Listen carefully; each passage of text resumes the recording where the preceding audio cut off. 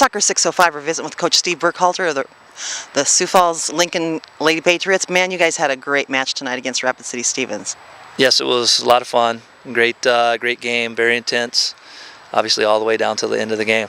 Yeah, and you know, it's one of those games, a lot of times when you walk away from a game that's a 0-0 tie, there's a lack of satisfaction, but I don't see how anyone can walk away from this game feeling that way.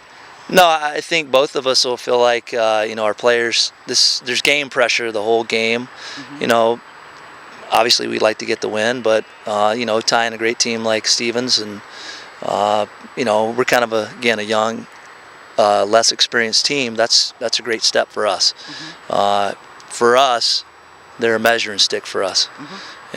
And, Troy always puts together a good team, and they're very competitive players, and I thought it was a great match. Yeah, and obviously your girls measured up, if that's your measuring stick. Yeah.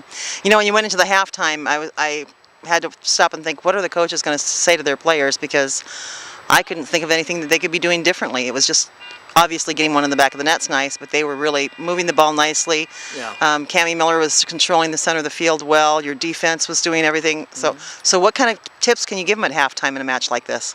Well, really, I thought, we were trying to get a little bit more width in the attack. I thought it bogged down a little bit. Because they're good and we have to kind of tighten up when we lose the ball, mm-hmm. It's hard for us to kind of transition and get bigger. So then there's not as much space to play. They did a little bit better job spraying balls in behind us and kind of making us go chase it. We're not kind of that style, so we have a little bit harder time kind of breaking them down unless we can get a little bit more spacing.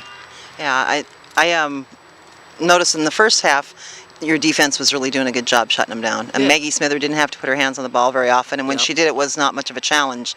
But that second half, there's quite a few that we're getting through. So. Well, I think, Troy, I don't know what he said to his kids, but obviously they came out and they really kind of brought the game to us for a while. And it maybe settled down a little bit, but, they were hungry for a goal. Mm-hmm. And, they want to win this game. I mean, this has been a good rivalry for a couple of years now.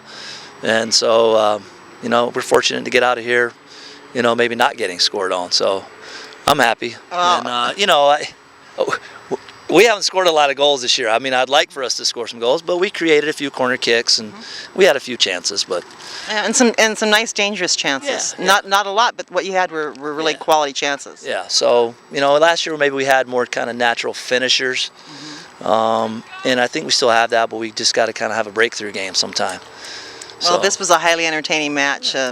Looking forward to seeing your girls play again, and enjoyed catching a little bit of your JV girls as well today. Yeah, I thought the JV played a great game too, and like we said before, it's always tough. They're kind of the top dogs on the JV side. So for us to get out of here 3-1, I thought it wasn't a bad result either, and so. Well, it was good, a good competition. Yeah, good competition, right? We're just trying to get better. So. Well, and obviously, I think your girls are getting better as the season progresses, and this was really a nice match tonight. Thanks for taking some time with us at Soccer 605, and best of luck next week. Thank you. I appreciate it, Carol. Thank you.